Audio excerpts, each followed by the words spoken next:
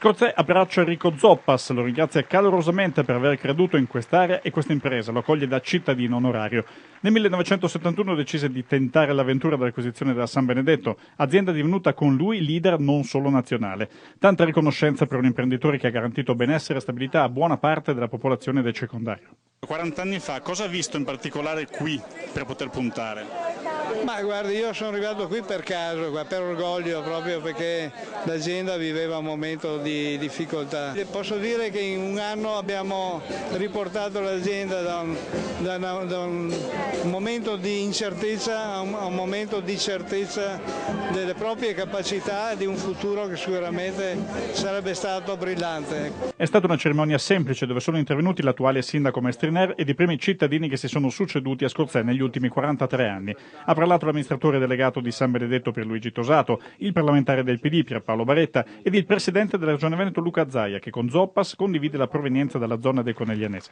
Lei ha dovuto motivare in qualche modo imprenditori come Zoppas a dover restare, vista la situazione che descriveva anche lei poco fa, il 68% di tassazione? Beh, diciamo che Zoppas non ha bisogno di queste motivazioni, però è anche la dimostrazione di un'impresa che crede nel territorio, che crede che la finanza non sia una soluzione e che vuole fare impresa vera. Sarebbe stato fin troppo facile cedere un'azienda così importante come San Benedetto a grossi fondi o gruppi finanziari e poi perderne l'identità e non salvaguardare più anche l'occupazione di questi lavoratori. Cosa ha in più Zoppas rispetto ad altri?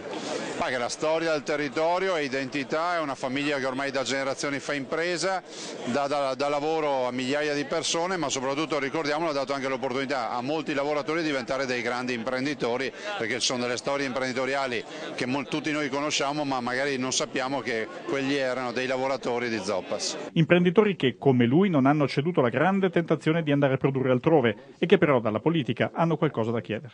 Più comprensione e più concertazione con l'industria, e meno asetticità, quindi ovviamente sono presi dai loro problemi che sono enormi, lo viviamo tutti, però attenzione che l'industria è l'elemento base anche culturale.